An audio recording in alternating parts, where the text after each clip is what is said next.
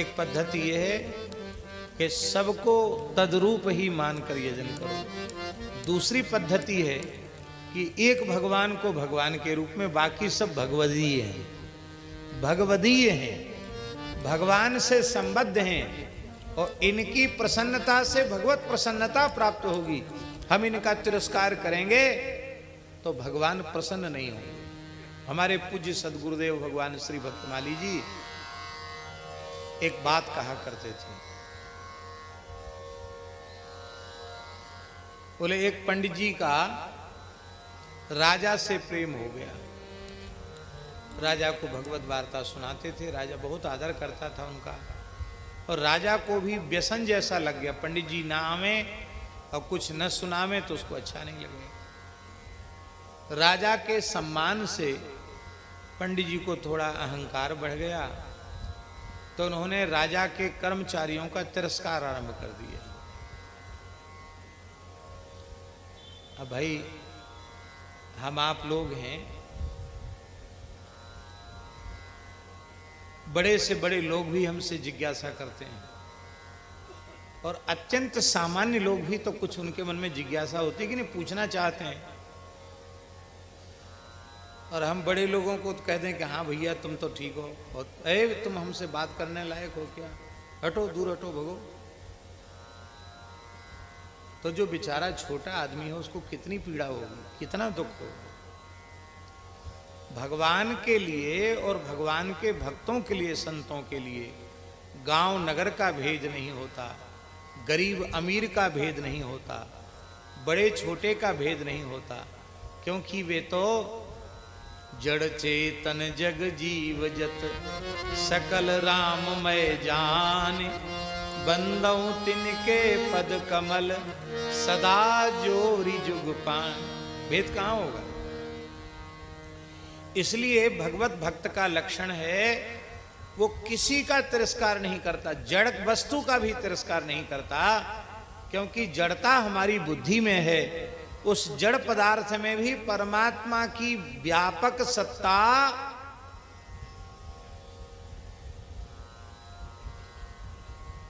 सर्वथा विद्यमान है। विद्यमान न होती तो खंभ जड़ है, उससे भगवान नृसिंह कैसे प्रकट हो जाते हैं? कण कण में भगवान व्याप्त हैं।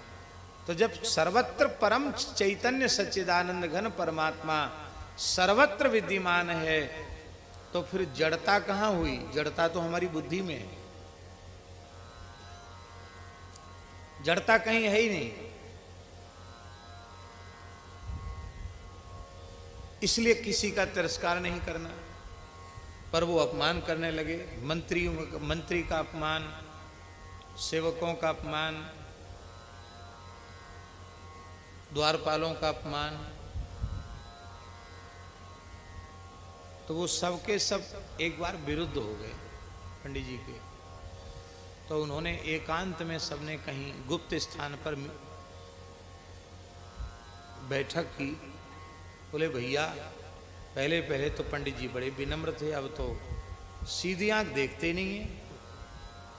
क्यों देखेंगे भाई? राजा साहब उठ के खड़े हो जाते हैं, सिर रख के प्रणाम करते हैं, अपने से थोड़ा ऊंचा आसन देते हैं, तो फिर हाथ जोड़ के ये कुछ बोलता है तो वो सुनते हैं, तो हमें काहे कुछ चित्त में देखो। पर बात ये है कि अब हम सब पक्का निश्चय कर लो, ये भेद किसी को खुले नहीं। अरे महल तो बहुत भीतर है, हम घुसन देंगे तभी तो पंडित घुसेगो। तो सब ने पक्का निश्चय कर लिया कि बस हम लोगों में आपसी फूट ना पड़े। एक साथ निर्णय कर लिया कि इस ब्राह्मण को घुसने नहीं दें। द्वारपाल बोले राजा साहब से, बोले नहीं वो सब हम संभाल लेंगे, बस ये है कि सब में एकता रहनी चाहिए। सबने निश्चय कर लिया।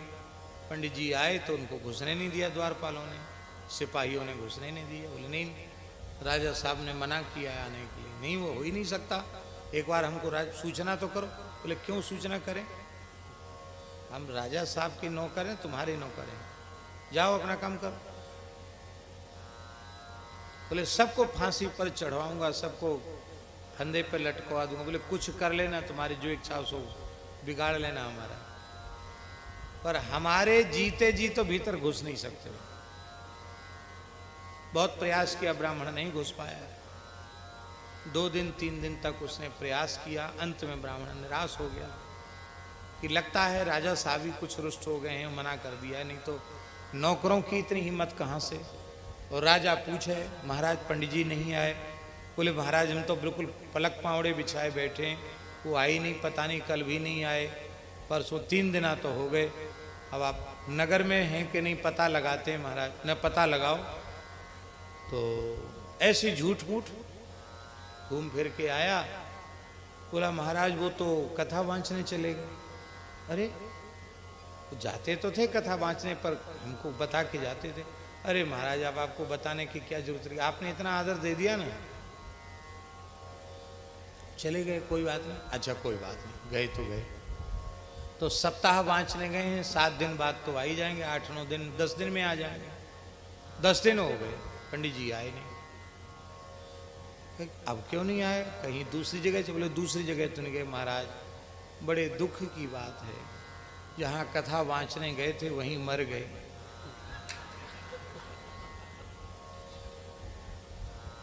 वहीं मर गए बेचारे, वहीं पधार गए। अब क्या है, घर वालों को बुला लिया और वहीं संस्कार भी पंडित जी का हो गया। अब तो उनके घर में सूतक के दिन चल रहे हैं। अरे राम राम, हमें खबर तक नहीं मिली। अरे भाई बिल्कुल बात ठीक है, शरीरों का क्या ठिकाना, कौन शरीर कब चल दे कोई पता नहीं है। बड़ा बुरा हुआ, बताओ। अमुक दिन आखिरी मिलन हमारा उनका हुआ था। बेचारे बहुत दुखी, राजा बहुत दुखी हो गए। अब पंडित जी को पता ही नहीं कि हम मृत घोषित हो गए हैं राजा साहब के सामने। अब एक दिन कोई पर्व का अवसर था, राजा का रथ निकला, राजा की शोभा यात्रा निकली। तो ब्राह्मण ने पक्का कर लिया अब तो सामने हम पड़ ही जाएंगे, अब तो कौन रोकेगा। भीतर जाने की बात नहीं, रोड पे राजा चल रहा है, रथ में बैठ के हम आ जाएंगे सामने।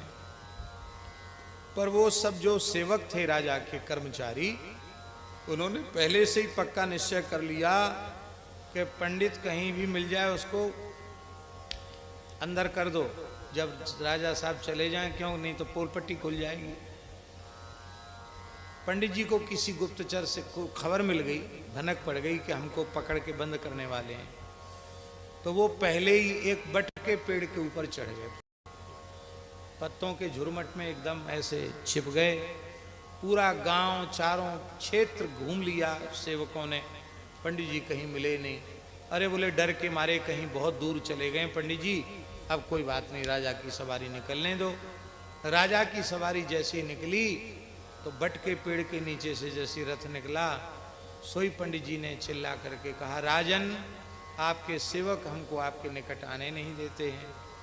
तो मैं देखो कितना दुखी हूँ, इन सेवकों के अत्याचार के कारण पेड़ पर चढ़ा हूँ। आप इन्हें दंडित कीजिए और मेरे ऊपर कृपा कीजिए, न्याय कीजिए हमारे साथ। अरे पंडित जी तो बिल्कुल ठीक ठाक हैं, बेचारे रो रहे हैं। तुरंत त्योरी चढ़ी राजा की। मंत्री, हाँ हजूर। बोले तुमने ही कहा था कि वो मर गए।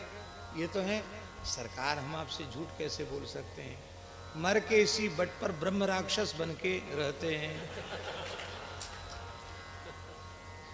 नहीं तो इतना बड़ा विद्वान ब्राह्मण धरती पे रहेगा, घर में रहेगा, पेड़ पे कैसे। और भूत प्रेत का स्वभाव होता है, जिससे प्रेम होता है उसको अपने साथ ले जाना चाहता है। राजा बोले अच्छा ब्रह्म राक्षस हो, चलो चलो जल्दी भगाओ। रथ आगे बढ़ा, रथ को आगे बढ़ा दिया। महाराज जी कहते थे ये दृष्टांत है, दार्ष्टान्त इसमें यह है कि राजाधिराज अनंत कोट ब्रह्मांड नायक सर्वेश्वर परात्पर पर ब्रह्म भगवान श्री हरि हैं, श्री रामकृष्ण नारायण हैं, वही सर्वेश्वर हैं, वही सर्वनियंता हैं। और उनके बनाए हुए कर्मचारी हैं, इंद्र वरुण कुबेर अग्नि यम आदि सब उनके बनाए हुए हैं। समय समय से उनका भी वंदन आदर करना चाहिए, क्योंकि वे भगवती हैं। और तुम सबकी निंदा करोगे, सबको कहोगे कि उठा के घर में से देवी देवता कचड़े के ढेर पर फेंक दो, तो फिर समझ लो जो दशा पंडित की भई वही दशा तुम्हारी हो जाएगी, हैं? अरे ये बात तो आप सब गांव के लोग हो, हनुमान चालीसा पाठ तो करते हो, क्या है उसमें? राम दुआरे तुम रखवारे, होत न आज्ञा बिनु पैसारे। राम दुआरे तुम रखवारे, होत न आज्ञा बिनु पैसारे। इसका अर्थ क्या है? हनुमान जी यदि प्रवेश न करावें तो रघुनाथ जी के चरणों तक कोई पहुंच नहीं सकता। हनुमान जी से ज्यादा ताकत है किसी में जो हनुमान जी की चौकीदारी को नकार दे और कहे हम सीधे राम जी से मिलेंगे? किसी की हिम्मत नहीं है। रावण तो बाएं हाथ का घूंसा नहीं झेल पाया, हम आपकी क्या स्थिति है हनुमान जी के सामने? इसलिए सबका आदर करना, किसी का तिरस्कार नहीं। वैष्णव धर्म किसी का तिरस्कार नहीं करता। विशुद्ध वैष्णव वही है जो किसी का अनादर न करे, किसी की निंदा न करे, किसी का तिरस्कार न करे। यह भी एक पद्धति है।